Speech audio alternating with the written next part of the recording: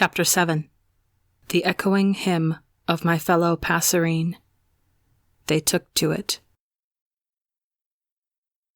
The arrow whistled through the air, steady and sure, just like Techno taught him. Techno rolled into the snow at the last moment, shaking himself out of his frozen shock before the arrow could punch through his heart.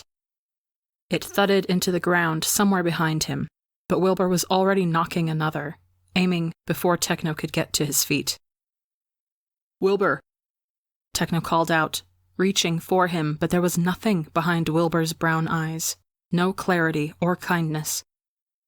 Wilbur shot again, and this time it found its mark in Techno's shoulder, and it hurt. It hurt. Biting back a scream, Techno pulled the arrow free and flipped onto his feet, his shoulder a bloody mess. He stared across the way at his student, his king, his brother, who was climbing over the window, his expression remaining blank and painless even as the broken glass cut his palms open. Techno could hear the green god laughing somewhere behind him, but he kept his eyes on Wilbur as he slung his bow over his shoulder and unsheathed his rapier instead, a mindless marionette. "All the strings lead back to me," Dream had said. That was how he'd led the city folk outside to their deaths with everything else untouched.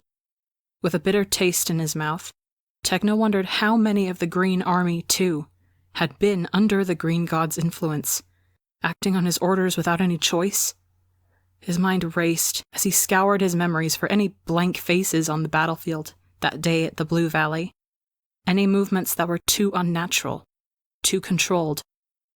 How many innocents had been thrown into his path, and how many had he killed without even knowing it? And now Wilbur was stalking towards him, graceful in his hunt. Another casualty.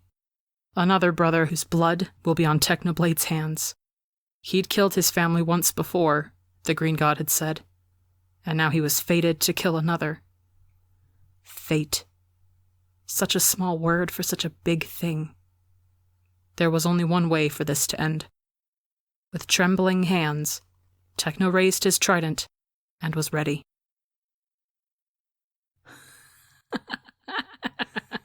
Philza turned at the sound of the Green God's laughter. He still had the bastard trapped under the tip of his sword, but they both knew who had truly won. Dream grinned triumphantly up at him, flashing bloody palms in some sort of placating gesture, as if anything can save him from Philza's wrath now. "What the fuck did you do to him?" Philza demanded, digging the heel of his boot into the Green God's ribs. "What have you done to my son?" "He's sleepwalking," the Green God said. "Or dreaming, or acting. Choose whichever explanation hurts least for you, or whichever will excuse him from the mistakes he is about to commit." "You've done this before." Philza pressed harder. He would crush him like a twig beneath his foot. He would kick him open like the god's damned insect he was. You've controlled him before." "A few times, here and there." Dream shrugged nonchalantly. "But I avoid it as much as I can. It's not very fun inside your son's head, you know. There's a lot of heaviness there." He considered Philza with a small smile. "Most of it concerns you, though I suppose you already know that." "I could kill you," Philza drawled, a strange calm settling into him. All his anger and grief had fled to a universe far from where he was, leaving nothing in their wake. Philza was the void between stars and the pitch black of the Earth's final night. He was the silence after curtain call, and the stillness of a home abandoned. "The day I lost my sons would be the day I destroyed the world," he'd promised Techno. And he would start with the god that had taken them from him. "I could push this sword straight through you and be done with you," he continued, gripping its ancient pommel. "And with my final breath, I'll take what's left of your son's heart and tear it to shreds," the Green God replied calmly. "Would you risk that?" Would you risk his sanity for your own? You've done it before. Do it again. He leaned forward until the tip of Phil's blade tore a hole through his tunic. One swift push and it would tear through skin and bone, too. Go ahead. Let him be the sacrificial lamb for your own peace of mind. Kill me, and kill him. Philza stared down the blade at the smiling god. The sword had served him for eons, and it had only failed him once, when it had left the war god enough life in him to carry out one last vengeance. It would not make the same mistake again. In the distance, he heard Techno call Wilbur's name, but there was no reply. You're hesitating, Philza, said the green god. No, said Philza, raising his sword above his head. I am not. Wilbur's rapier glinted in the scarlet sunlight as it cut through the air between them, aiming straight for Techno's heart. Techno spun backwards, the rapier grazing his sleeve and missing skin entirely, but the assault continued. Fierce and relentless, the calculated movements of a product of a decade under Techno's tutelage. There should be pride, Techno knew. He should have been proud to see how far Wilbur had grown, from a spoiled little prince with shaky legs and soft hands, to a hardened fighter. But even from the beginning, he had always taught Wilbur to defend, to protect, because that was Wilbur's nature, that was who he was. Not this. Even in Techno's worst nightmares, never this. Techno parried another sharp blow, stumbling backwards over the snowy ground. There was only the sound of steel striking steel, and his boots in retreat. Wilbur pushed against Techno's trident, battling for the upper hand, and in that moment, they were close enough for Techno to meet Wilbur's dim eyes. A flicker of recognition, a spark of surprise. Techno would take anything. Wilbur. Please. Wilbur, you have to shake him off. I know you can do it, all right? I taught you how to ignore the voices, and this isn't any different. Ignore his directions and follow mine. For a moment, Techno thought he might have seen something shift behind Wilbur's expression, like lightning behind a dark curtain. But then it was gone, or maybe it had never been there at all. As quick as a goodbye, Wilbur jumped back and then struck out, kicking at Techno. Techno skidded backwards, almost falling over into the frozen ground. He righted himself just in time to block another savage blow that reverberated down into his bones. But even as he was recovering from the shock of it, Wilbur's hand flashed as he reached into his quiver and produced an arrow, clutching it in his fist and bringing it down into Techno's uninjured shoulder. Techno bit back a scream as it shredded through cloth and skin. He spun away from Wilbur, breathing heavily.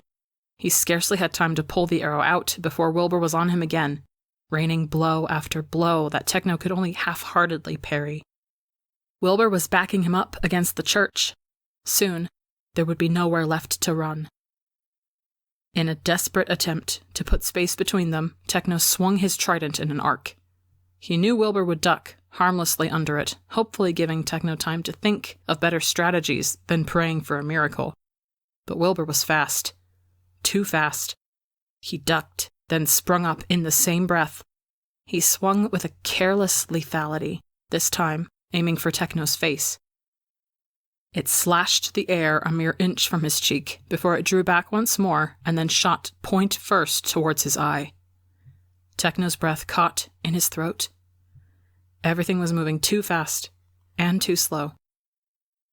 He could see the snow melting against Wilbur's cheeks, glistening like tears. He could see the blade heading towards him. He could see himself standing in a pavilion of white marble, ivy and wisteria parting as a young boy with a stubborn jaw and more stubborn heart stepped in. He could see this very maneuver acted out by a wooden sword, guided by his own hand. When in doubt, Your Highness, he heard himself saying, go for the eyes. All at once, Technoblade wasn't facing his brother.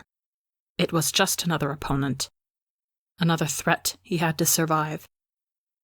And so by instinct his trident rose, catching the rapier's blade in its prongs and twisting it out of Wilbur's grip. It flew through the air, spinning like a broken compass before it fell harmlessly into the snow a few paces away.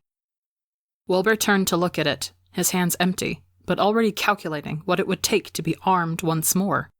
He tried reaching for his bow. Techno wouldn't give him the chance. With the butt of his trident, a gift once, but just a weapon now, Techno struck at Wilbur's chest, sending him crashing to the ground. And then his trident was at Wilbur's throat, tipping his chin up towards his reckoning. "Are you coming back to me yet?" Techno demanded, the words scratching his throat as he said them. And for the first time, Wilbur replied. "Techno," he breathed. His eyes softened with understanding, and then panic as the world slowly righted itself. "Techno, gods, why am I on the ground?" Relief burned through Techno as he met Wilbur's clear eyes. Relief and shame. Shame that it had taken just a few moments of fear to return him to that bloody battlefield that he thought he had abandoned long ago. Shame that he had, even for a second, forgotten Wilbur's face. Shame that after all his talk of change and redemption, there were still some days where violence was the only place he could run to. He was tired of it, and yet it was all he had. If a father's arms never forgot the shape of a child, then Techno's hands might always remember the shape of his curled fists. The thought terrified him, almost as much as the look on Wilbur's face did. "Did you hit me?" Wilbur asked quietly, looking up at Techno through wet lashes. "I don't remember. Techno, why did you hit me?" "It wasn't you," Techno wanted to shout. "And it wasn't me." But his trident was still a breath away from cutting into Wilbur's skin.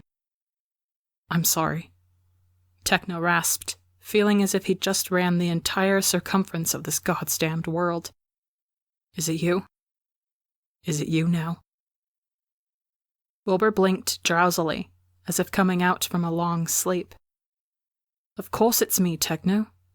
Who else could it be?" Techno felt the fight drain from him in an instant. He drew his trident back and offered his free hand to Wilbur, the silver scars running through his palms like the invisible webs that kept him forever bound to this brotherhood. "Come on," Techno said softly. "We have a god to kill." Wilbur's eyes hardened with resolve, even as he smiled at Techno. "For Tommy." "For Tommy," Techno repeated, as Wilbur took his hand, everything that came before already forgotten. It was an interlude, nothing more, and they were on the same side again. This was right. This was their fate, no matter what else was dictated. Wilbur was on his feet, swaying slightly. He eyed Techno oddly, snowflakes caught in the tangles of his dark hair. He could have been one of his mother's paintings, standing like that in the middle of this frozen city, immortalized in a way Techno could never be. And then, with furrowed brows, he pulled Techno into a warm embrace. Techno stiffened in surprise, but soon sunk into the comforting circle of Wilbur's arms, his wounded shoulders screaming with the effort of returning his gentle hold. "Techno," Wilbur whispered into Techno's sunset hair, breathing in the lingering scent of flowers long rotted. "Will?" Techno whispered back. "Once penned," Wilbur said shakily. "An ending cannot be restored." And he plunged a dagger straight into Techno's back. Not a dagger. The dagger. The dagger that had stopped a young prince's heart. The dagger that had once lived in a blood god's bandolier. The dagger that had been part of a collection gifted by an angel of death. It had passed between them all, their fingers all leaving invisible marks in its carved handle. And now it was in Wilbur's hand. He heard a soft, distant exhale of surprise as it carved through the man he once called brother, the dagger's final scabbard. The cycle was complete. The curtains were drawing closed. All Wilbur could do was scream at an empty stage. Techno's life had not been the easiest thing in the world. He had been in more battles than he could count, and more wars than anyone deserved. His body bore the evidence of a tiresome existence. He could still feel Wilbur's worried eyes tracing the cross-stitch pattern of scars on his back, though even more ran under the cover of his clothes. He'd been burned, beaten, and shot, and had felt every type of blade under the sun pierce his godly skin. And all those hurts combined still could not compare to the pain that went through him as he felt Wilbur's embrace slacken, and Techno fell to the ground, ruby blood staining the soft white snow beneath him. His blood that Wilbur had drawn. His breath quickened as the agony tore through him. Gods were not built to suffer this anguish. But even as he laid there, feeling both cold and on fire at once, he could hear the green god's voice in his head. Not the chorus of the voices, but a memory that felt more ancient than their eternal cycle. Mortal hearts can only take so much hurt. Techno groaned, shutting his eyes to a sudden, piercing pain. Immortal hearts aren't much different, especially if they've been foolishly given to the wrong people. Was this it, then? Was this heartbreak? A shadow eclipsed all sunlight. Techno forced himself to open his eyes and found Wilbur standing over him, with a knife in his hands, still dripping with Techno's blood, and still rusted with Tommy's. Wilbur had kept it.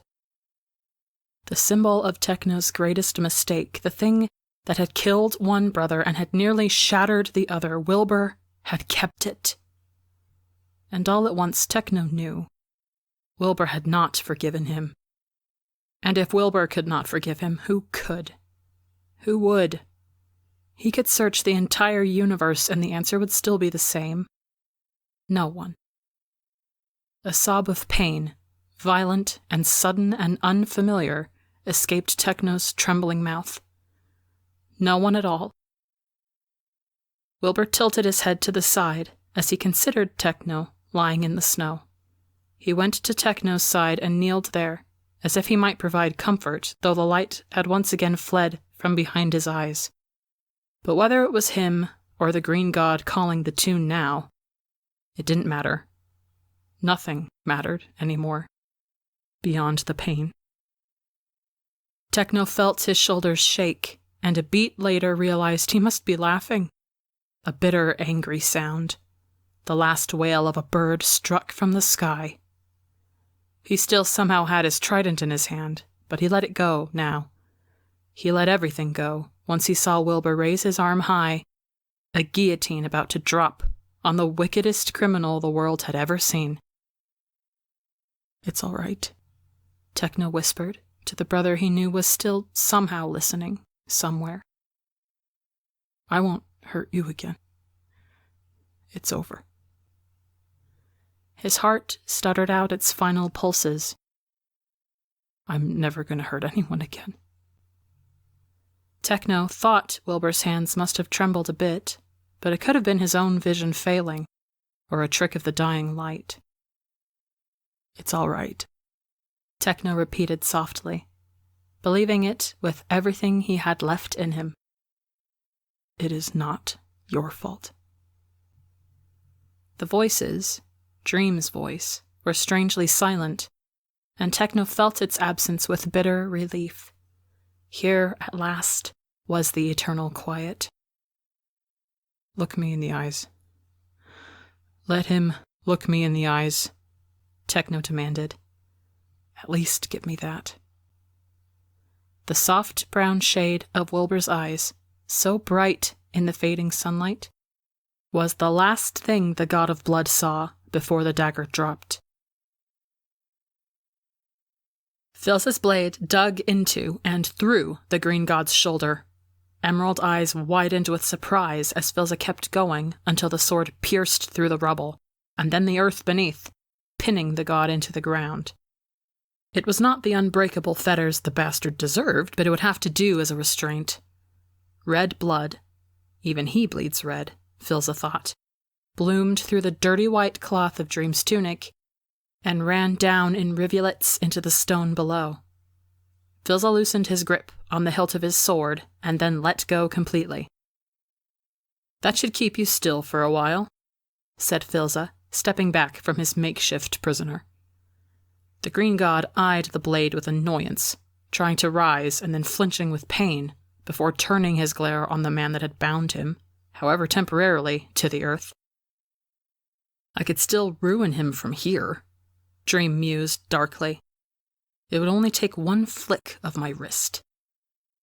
"Wilbur isn't weak," Filza replied coldly before turning his back on his enemy. "He isn't weak at all." His wings spread wide. He could see, in the distance, two figures in the snow. One lying, one kneeling. Filza would not be too late again. "Choosing to run away then, are we?" the green god shouted after him. "I'm choosing my son," Filza answered, and was gone. It took exactly 4 seconds for the Angel of Death to close the gap. 1. The blood god murmured his last assurances to a king with vengeance poised over his heart. 2.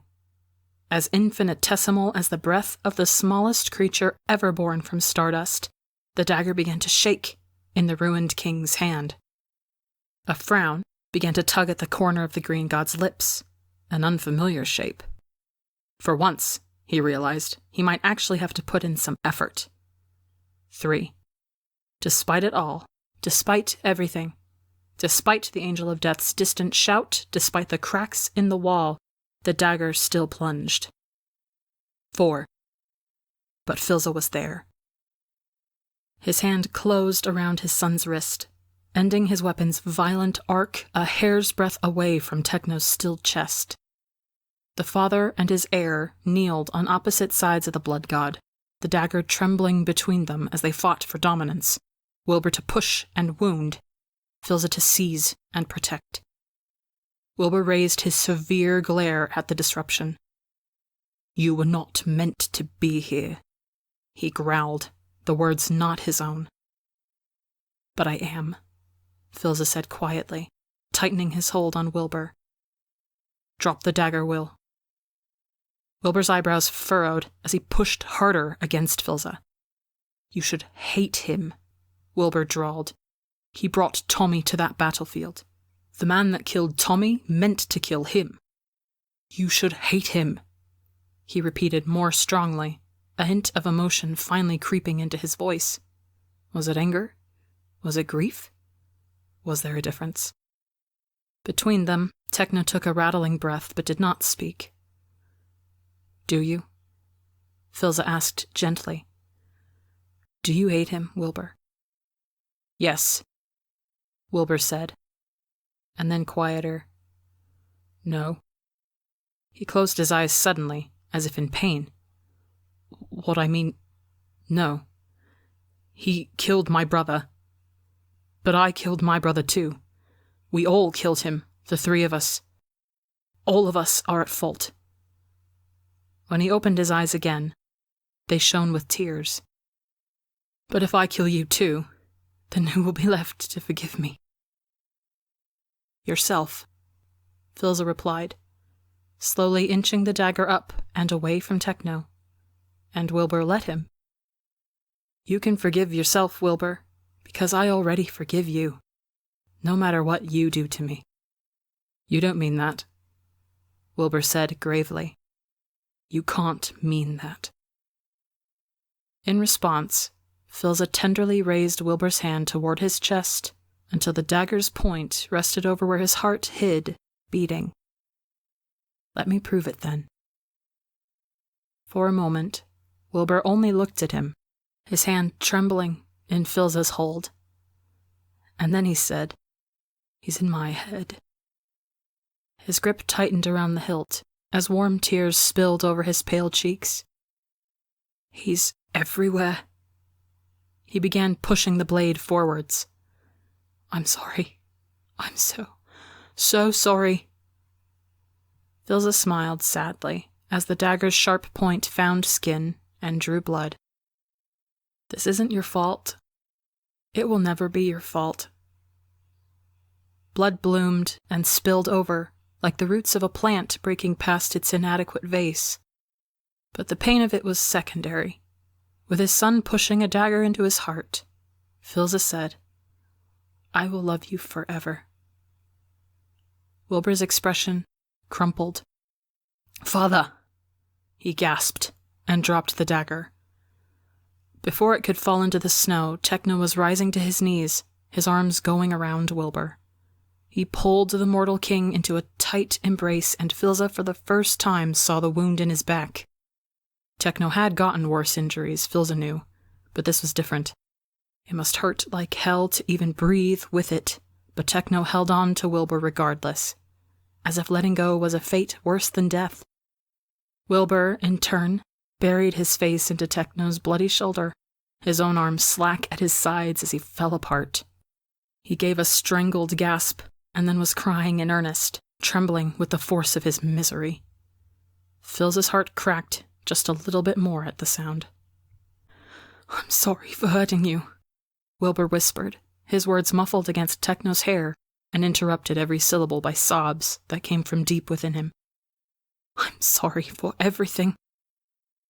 Hey. Techno's voice was uncharacteristically soft. Consider it payback for me breaking your nose. I don't want payback. Wilbur sighed as he leaned into Techno's embrace. He looked so small and breakable, a glass figurine of a boy. I just want to go home. I want to bury my little brother. Filza couldn't see Techno's face, but knew it must look as shattered as Filza felt. I want that too, Techno said. We'll do it together, all right? Okay, Wilbur breathed. You and me. Me and you, Techno repeated. Ah, a distant voice cooed. That's sweet, but are you done now? Techno and Wilbur broke apart, blood-stained, and still ready to fight on as they turned towards the disrupting sound. Filza felt his pulse jump as he followed their cold glares toward the far building, where a green-eyed god stood on top of rubble, bleeding from his shoulder but otherwise unscathed.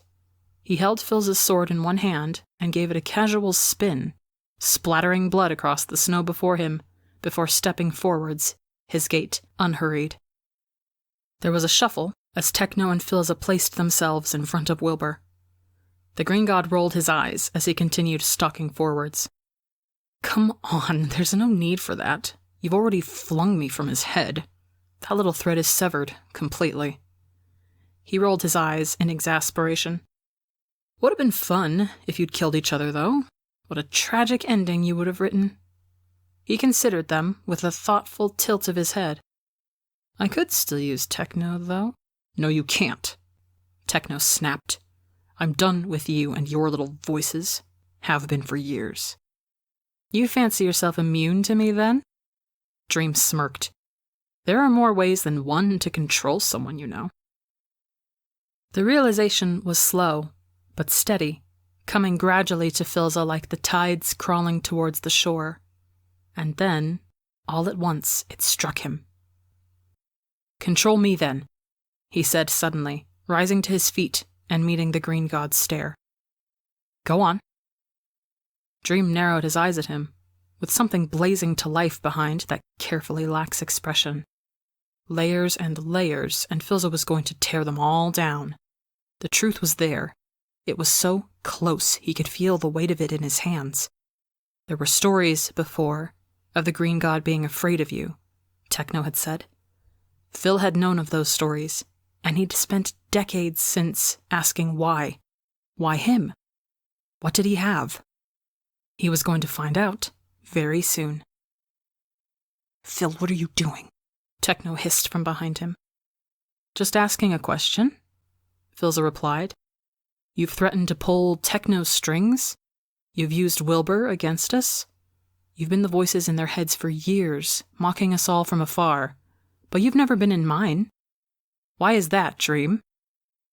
He said the name deliberately, lacing each letter with poisonous intention. "Why is that?"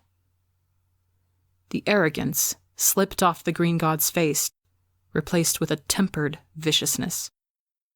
Filza had the distinct impression that he was facing a wild beast kept on a frayed leash. He was treading on dangerous territory. Every instinct screamed to be careful and to draw back. Instead, Filza approached without caution. "You are afraid of me," he said. "You are afraid of what I am and what I have. And that pisses you off, doesn't it? It angers you to know what I am, you can never be. What you take, I give. What you ruin, I restore." With a deft maneuvering of his boot, Filza flicked the bloody dagger by his feet up towards him. Filza snatched it out of the air without missing a beat. "I am your antithesis." The green god began to laugh, but it was a delicate sound. "You are nothing," he said scornfully. He stopped walking and pointed Filza's own sword right at him. "Allow me to prove it." "Techno." Filza settled into a fighting stance. "Take Wilbur and run." "You know, Filza," Techno said, stumbling to Filza's side with his trident back in his hands. "After all these years, I thought you'd finally get it through your thick skull that I don't take any orders from you." Before Filza could protest, Wilbur had walked up to his other side, an arrow already knocked into his bow, a fierce clarity in his dark eyes. He gave his father a grim nod. "We started this together," said Wilbur. "We end together, too. But your injuries, Techno shrugged his bleeding shoulders. "Flesh wounds at best." "I almost killed you," Wilbur said dryly. "That doesn't sound right. Must have been a different, much weaker blood god."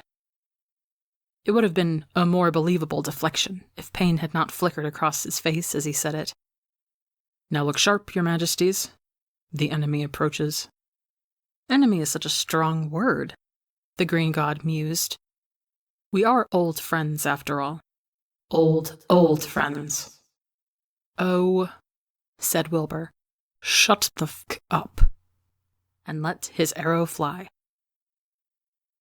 It missed, obviously. The green god was a wickedly fast bastard, and Wilbur had barely been aiming. He had fired for the sake of firing, just to have his hands do damage to something that he hated, instead of something that he loved. Dream danced easily out of harm's way, only to find the angel of death flying towards him, slashing out with a bloody dagger. Dream parried with father's own sword and jumped back, and was met by Techno, striking out with his trident. The green god ducked and dodged under the barrage, each movement fluid like a candle dancing in the gentle air. In the lull between Techno's attacks, Dream spun on his heel with his sword, cleaving the space between the three of them.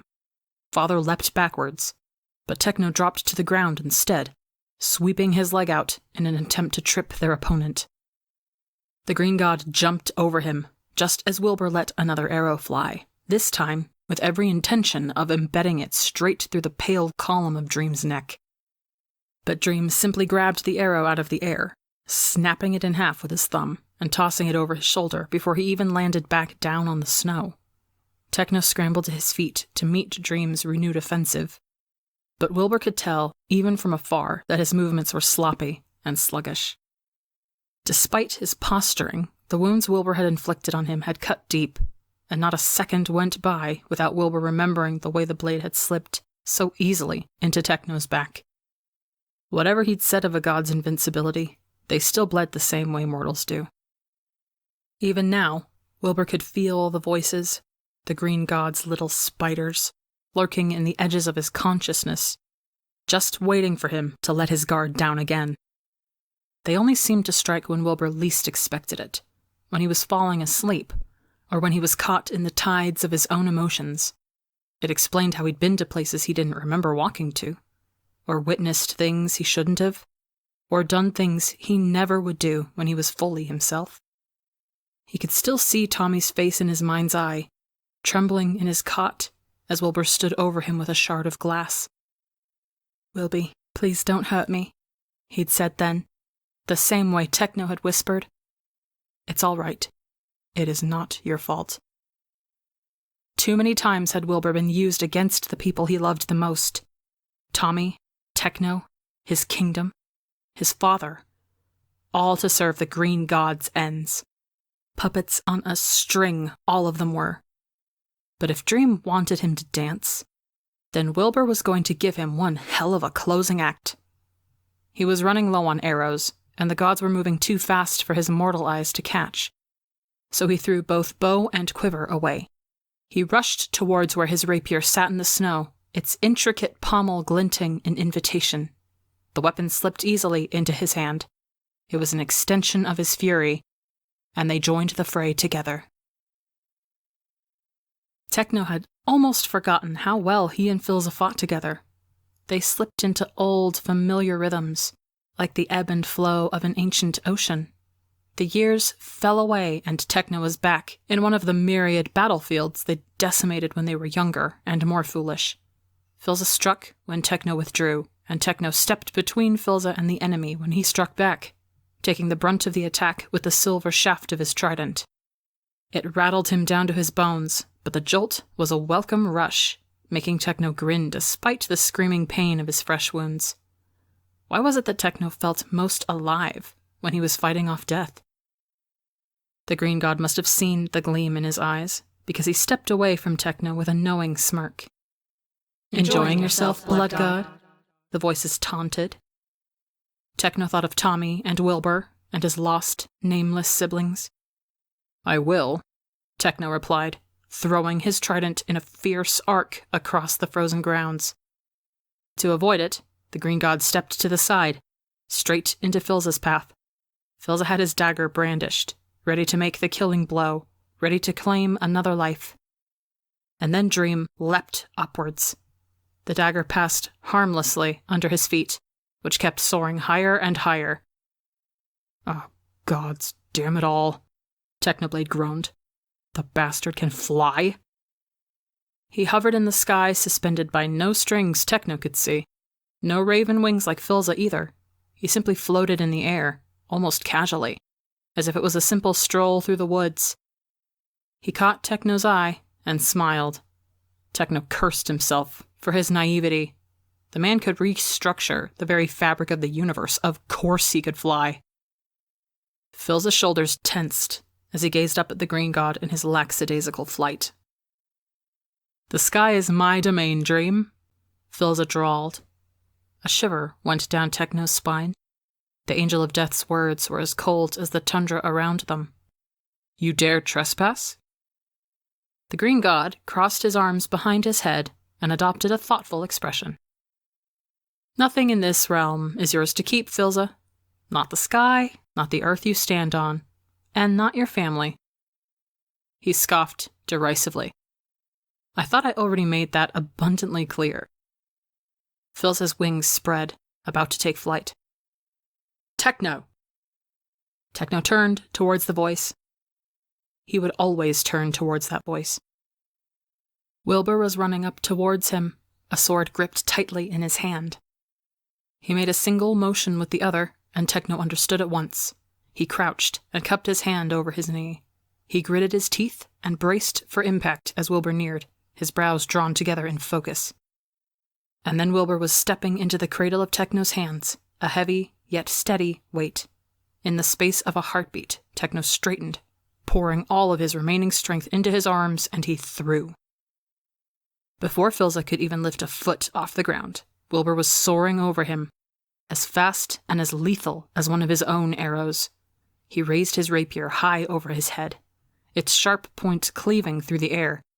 Techno saw the green god's eyes widen in surprise, right before Wilbur collided with him and sent both of them crashing to the ground in a blur of blades and a tangle of flailing limbs. Techno rushed towards where they fell, wrenching his trident out of the ground as he passed it. By the time he skidded to a halt before the green god, Wilbur already had him pinned to the ground with the tip of his rapier at Dream's throat.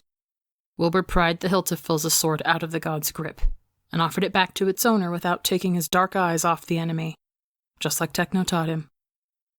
"You drop this," Wilbur said, chest heaving but voice steady. A long scratch running down the length of his cheek was the only evidence of his fall. Philza took his sword back with a confused glance at Techno. "When did Will become an acrobat?" he asked incredulously. Wilbur wiped the blood from his cheek with the back of his free hand and replied, "My father's avian god genetics passed over me, so I had to compensate. When you can't fly, you learn how to jump as high as you can." "Poetic," Techno drawled. "But a lie. I taught him that maneuver to run from diplomats. I never used it until now, though," Wilbur grumbled defensively. And then, quieter, snitch. Techno gave him a quiet smile only a handful of people had ever witnessed. Like a miracle, Tommy had once said of it. Like a god's damned f***ing miracle, that smile. "How many times?" the green god asked wryly, cutting the fragile levity into shreds. "Must you pin me down before you realize it's all futile?"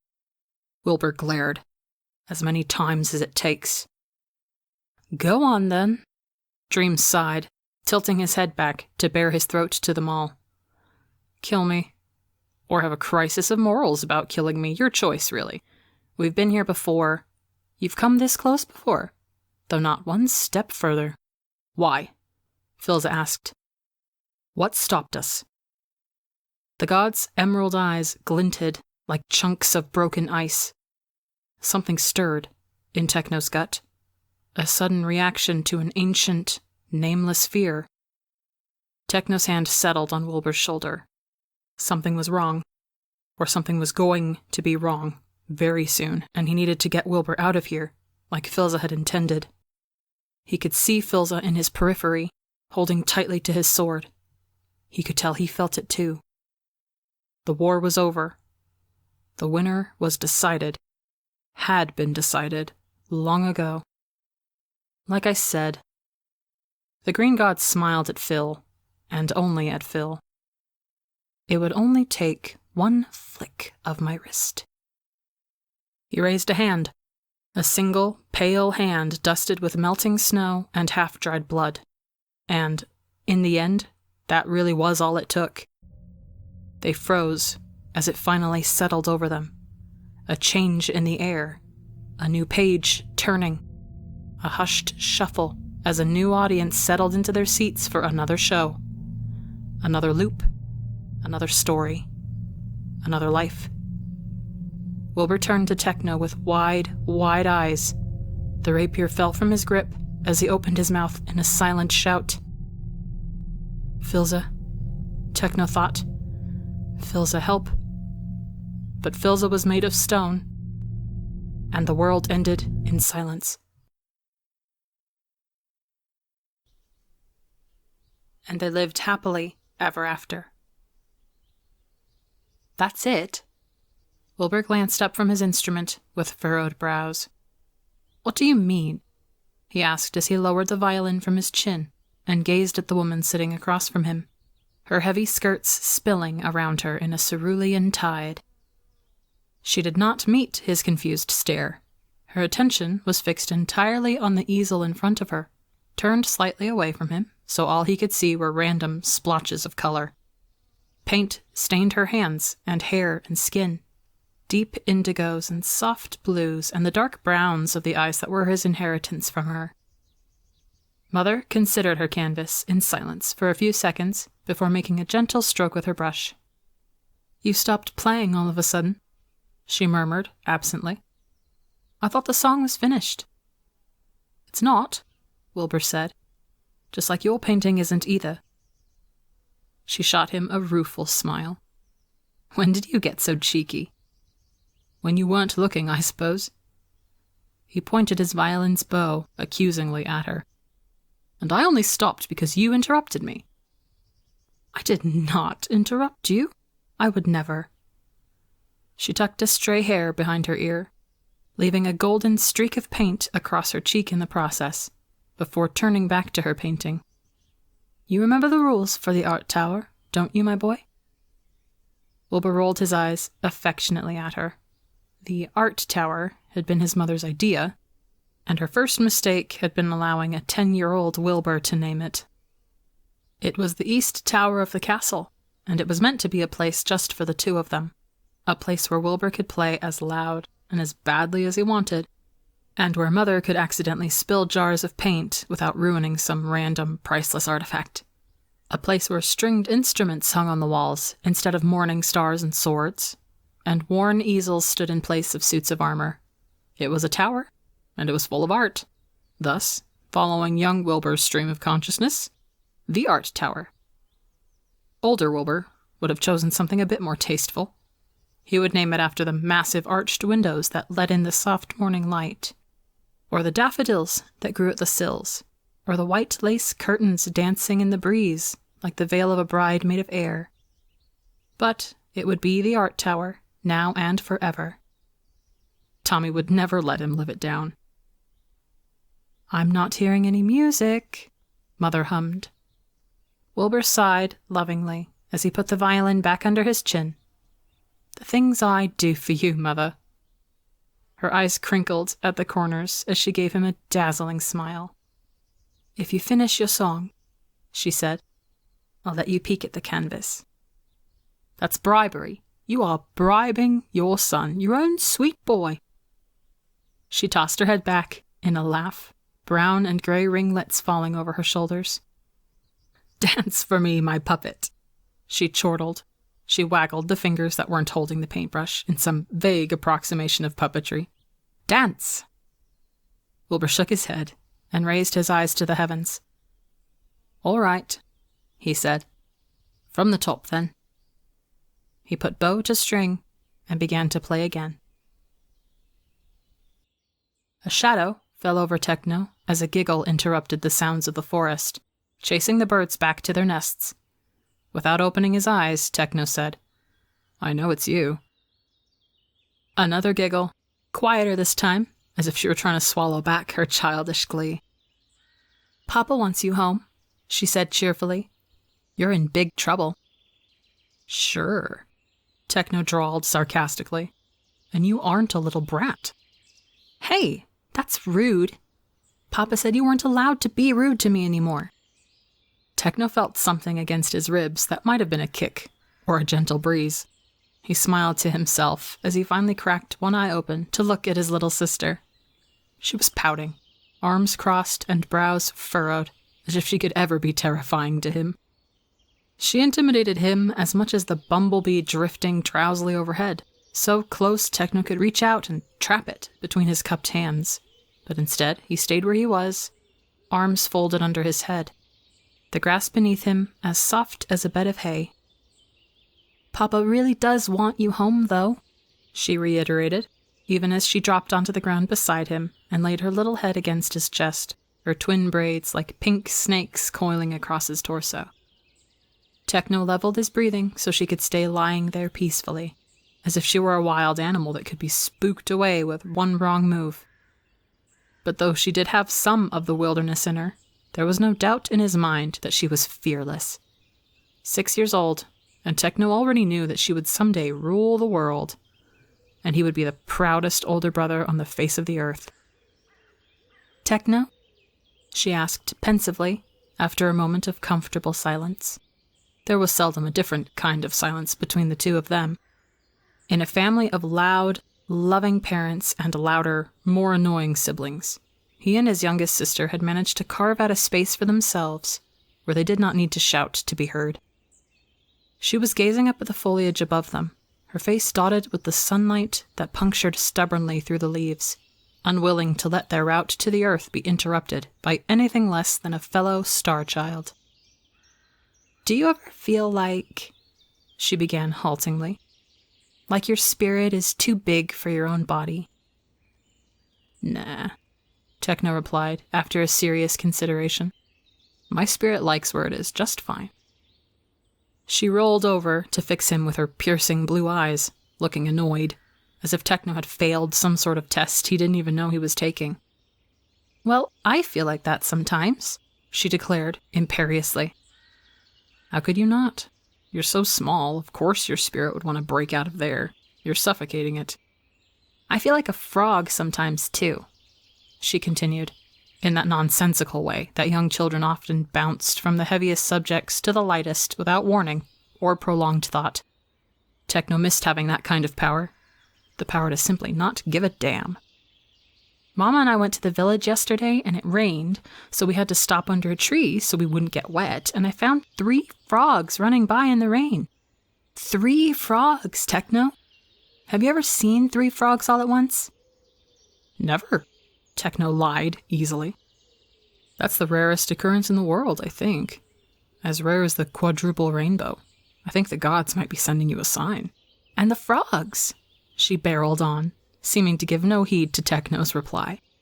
"They were just jumping from one puddle to another, splish, splash, splish, splash, but I don't think they liked any of the puddles because they didn't stay in one for too long. Splish, splash, on to the next adventure." "Adventure, huh?" Techno mused. "Is that what your spirit wants, then? To break out for a big adventure?" "I don't know what my spirit wants to do when it gets out." "When," Techno noted. Not if. What she wanted, she would get, and Techno was almost always the instrument for it. "But," she added, getting to her feet, "right now, I think I'd rather not get scolded by Papa. So let's go home." And she smiled, that smile that ran into Techno's family and seemed to find him the only exception. It was a smile, Techno thought, that wars would be fought for. It was a smile that could burn this whole damn forest down. The gods took all the good things they had ever created and stitched it into the corners of that smile. Techno couldn't help but smile back, rougher on the edges and made of meaner stuff. He got to his feet and held out a hand to his sister. She placed her tiny palm in his. It was the most precious thing Techno would ever hold. "Let's go home," he echoed. Philza rolled the apple between his palms, feeling its weight in his hands for a moment before he tossed it into the basket by his feet. Already, it was piled high with the ruby-red fruit, spilling over into the grass below. He stepped back and inhaled deeply the scent of apple blossoms and spring and life crawling into his lungs and settling there like an animal in hibernation. He could taste the sweetness on his tongue. He could feel the breeze against his skin. The apple orchard was ready for harvest, and everything was all right with the world. "Dad!"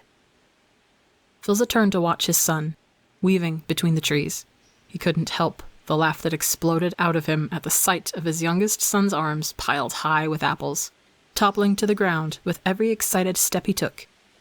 By the time he reached Phil, he only had a handful left with him, the rest leaving a trail of red through the orchard.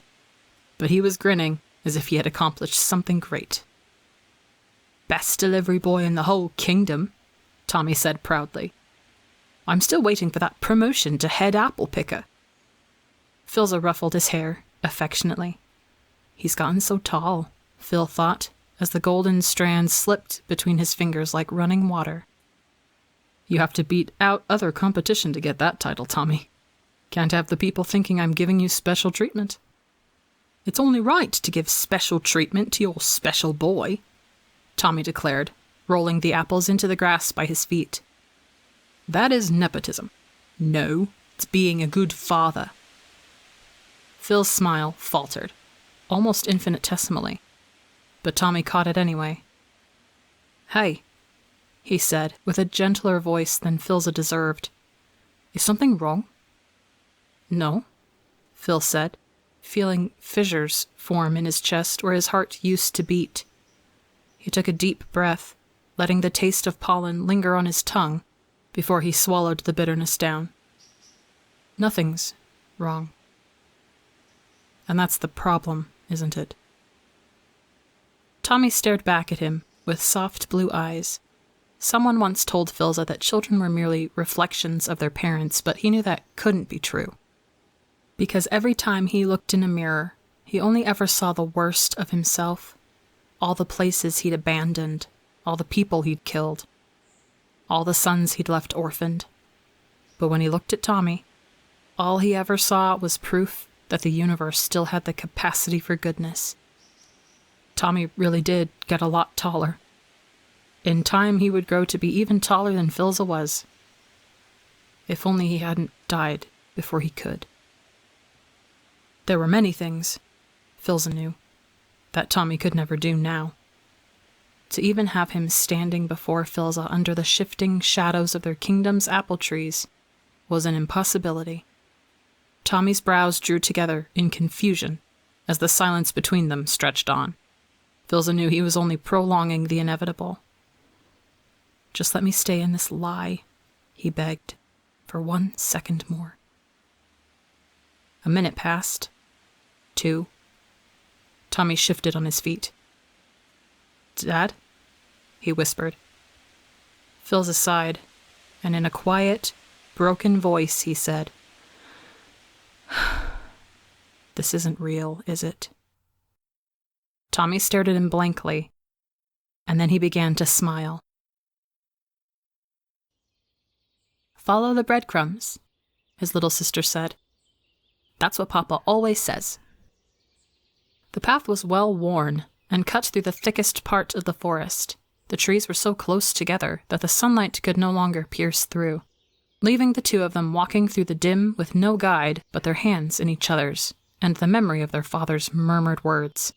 Follow the breadcrumbs. The little things would be the ones that kept them on the right track. A crooked tree, a low-hanging branch with all its leaves plucked off by passing hands, a pile of rocks by the side of the road that a younger techno had spent 3 bored minutes stacking together, now moss-covered and leaning dangerously to the side, but still standing. Following breadcrumbs through a cold, dark forest with his little sister's hand curled around his fingers. This was a route they knew by heart, and a story they've lived hundreds of times before. "Follow the breadcrumbs," his sister repeated, tightening her grip on Techno. "And you'll never get lost." And then, slowly, she began pulling him to the side, heading straight towards the brambles.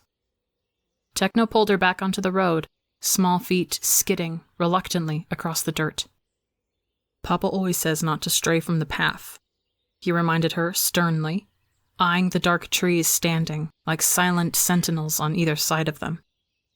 The path was safe. The path would take them home. Anything else was a dangerous gamble. Though he knew this forest well, it did not know him at all. And gods knew what monsters lurked behind the bushes, waiting for wandering strangers. "Keep away from the dark, or the spider will get you," she finished, and her voice was dead and dull. Techno's heart skipped a beat. He was used to her jumping from one emotion to another, but this was something different. Something that was not her at all. "Are you all right?" he asked worriedly. "Yes," she whispered back, as if there was an invisible threat she was careful not to startle. "Just tired." "Do you want me to carry you on my back?" "No." She took a deep breath. "We always have to be walking side by side. This is how it happened." Confusion and panic warring inside him, Techno said, "How what happened?" She suddenly paused, pulling Techno to stop with her. She had her eyes fixed straight, looking off towards a horizon Techno couldn't see. There was only the dark and the weight of her small hand slowly growing colder in his. "Techno?" she said, slowly, quietly, too unlike the brilliant girl that spoke of souls and adventures and frogs in the rain just a few hours, days, years, eons ago. "Techno," she repeated firmly, turning towards him with wide, fearful eyes. "Techno, what's my name?" Techno opened his mouth to answer, but silence was his only reply. "You've stopped again." Wilbur slowly lowered his bow looking around the tower with a growing sense of unease. He did not remember learning the song he'd been playing for his mother. Did he write it himself? Was it a ballad from some long-dead composer? Still thinking about the unfamiliar tune, Wilbur walked silently towards the table in the corner, where the silk-lined case for his violin stood open and waiting. He placed the instrument gently inside and snapped the case shut. For a moment, his fingers lingered on the gold clasps. I don't even play the violin. He turned towards his mother, who continued painting as if nothing had happened, lost in her colors. "Mother," Wilbur called. "Mama?" She paused, then gestured him over. "Come look at this, Will." Wilbur made his way over to her, stopping just behind her and placing his hands on her shoulders as he leaned in to look at her work. There was a painting hanging in the hallway downstairs that Wilbur walked under at least a dozen times a day. It was the official family portrait, done by their court painter, when Tommy was just a toddler and slept soundly through everything. Wilbur had always hated it. It all looked so stiff and serious in it, and Wilbur could still remember the horrid pins and needles he acquired from sitting on the floor for hours on end. And his mother, in response, had made it beautiful. She'd used brighter colors, softer colors, turning the dark, somber shades into something that felt more alive. Everything was the same, and yet everything was different. Still seated on a simple throne was Mother herself, but with more gray in her pinned-up hair. Behind her, a hand on her shoulder, was Father. He stood with his blue eyes lit up with pride, the only signs of his age in the laugh lines forming at his temples as he smiled back at Wilbur from the canvas. And then, drawing all attention inevitably to him, there was Tommy, leaning against the arm of Mother's chair. He was older, too, with longer hair, curling over his ears and shoulders, but the traces of his childhood remained in the wolfish grin and the cocky quirk of his brow. Before Wilbur could think better of himself, he reached out to run his fingers along the painted lines of his brother's face. Fortunately, the paint had already dried, and Wilbur was free to trace the gentle curls of Tommy's hair. Then, slowly, Wilbur's hand drifted towards the floor, where he had been sitting in the original painting. He wondered how Mother made him beautiful, as if that was at all possible in the first place. He wondered how the years had made their mark on him. But instead of paint, there were only pencil marks where Wilbur was supposed to be, vaguely in the shape of a person, a sketch. He looked down at his mother, and she turned in her seat to look at him with a sad smile. "You're not done yet," she whispered, raising her hand to cup his cheek and gently wipe away the single tear that had escaped without his notice. "I ruined it," he sobbed. "I'm sorry. No, darling, that's not what I meant at all." She got up from her seat and wrapped her arms around Wilbur. Wilbur had to duck his head to bury his face into her shoulder, trembling with a grief he could not name. His mother held him like he was a child again, seeking comfort from nightmares. "You have ruined nothing. You are the greatest gift of my life, Wilbur. But I do not want you here." He pulled back, with tear-stained cheeks, unable to fit enough air into his heavy lungs. "Here?" he asked. "Where is here?" "The art tower," she replied simply, "and everywhere, and nowhere." And Wilbur remembered. "I've been here before," Philza said. "We've been here. All of us. Everyone caught in his web." Tommy made a non-committal sound as he waved a hand through the air. "More or less." He wiggled his fingers absently as he thought. "It's like, well, we're all in his play, aren't we? That's what he said. If that's right, then this place is the wings, where everyone waits before the curtains rise or after their part is done." He looked up at Philza.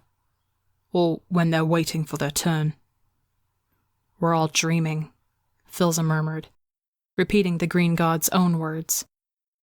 "He's put us to sleep while he's writing the next story and giving us good things to keep us pacified. Like children."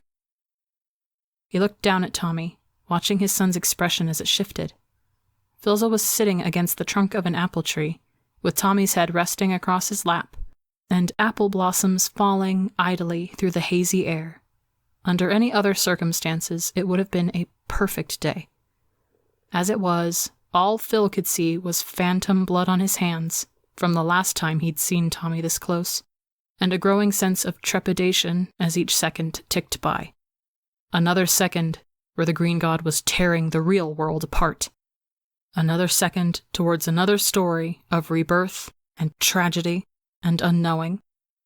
Another second without knowing where Techno and Wilbur were, whether they were safe, whether they were alive, whether they could still remember who they were, and who he was, and what they still had to do. "You aren't really you either," Philza said, less of a question and more of a lament that he was right. Hesitantly, he ran his fingers over Tommy's hair and felt his heart snap when Tommy did not pull away. "You're someone I want you to be." "I'm someone you need me to be," Tommy corrected. "Does that make any of this less real?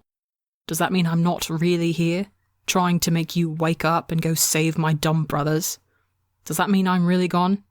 Not even a ghost or a memory?" He shrugged.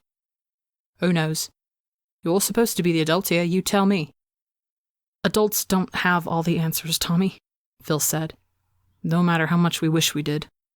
"Answer me this, then," said Tommy, reaching out to run a hand over the obsidian feathers of the wing Philza had been using to block the sunlight from his eyes. "How the hell did you hide these? Hard to imagine I just didn't notice you walking around with two massive f***ing wings jutting out of your back." "I'm a god, Tommy," Phil said slowly. "I can hide anything." Tommy's blue eyes slid to Phil's. "Not everything." Without waiting for a reply, Tommy sat up and put both of his hands on Phil's shoulders, his expression deadly serious. I never knew this side of him, Phil thought, and I never will. "Listen," Tommy said, as if Philza was not already hanging on to his every word, memorizing every syllable and intonation. "I know you've already figured it out. You know why Dream is so afraid of you, and it's the same reason why you're the only person that can break out of here." "If I can," Philza said. "Why have I never done so before? We've been in this cycle for eons." "You've come close," Tommy replied. "So close a few times, but either Dream always finished rewriting before you could, or—" Tommy paused for just 1 second before continuing, more resolutely. "Or you didn't want to leave." Philza opened his mouth to say he would never do that. He would never jeopardize an entire universe just to revel in some lie, no matter how beautiful it was. But then he realized he already had. Swallowing the bitter taste on his tongue, Philza asked, "I want to stay, Tommy." Tommy blinked, his expression crumbling with anger and disappointment, and then clarity as the first of Philza's tears began to drop, a warm and silent rainfall. He could never hide anything from Tommy. "But you won't," Tommy finished, something like pride flickering in his eyes. "But I won't," Philza confirmed, wrapping his hands around Tommy's wrists and holding on for dear life. "I have to end it, Tommy. I can't put everyone through this again. I can't put Wilbur and Techno through this again." Tommy grinned, triumphant. "That's my dad. My Tommy." And with that, Phil gently pulled Tommy's hands away from his shoulders and stood, brushing apple blossoms from his clothes. They fell to the grass, limp and already rotting despite their loveliness. Tommy got up, and for a moment they stood there together, just son and father, looking out over their orchard and remembering slow days when once they were 4, with Tommy on Wilbur's shoulders and their mother painting, and Philza tossing flowers into the air, just to hear his family laughing. "They call you the Angel of Death," Tommy began, and Philza knew the end was near. "But that's not all you are. What are you the god of, Philza?" The words were Tommy, but the voice was not. It was the whisper of 1,000 different Tommies from 1,000 different universes. It was the shout of those who had been Phil's sons and those who never were. It was the battle cry of soldiers and thieves, the exiled and the dead, the lost and returning. It was the demand of all the boys Philza had failed. Are your wings not a reminder of what you are? You are Passerine and bird of prey both. Philza turned to look at Tommy, but he was not looking at Tommy. Or, more accurately, he was looking at all of Tommy. Brief images of all the Tommies that had come before. Here, a tall man with a golden crown of laurels. Here, a young boy with a broken compass strung around his neck. Here, a feathered creature with wide blue eyes.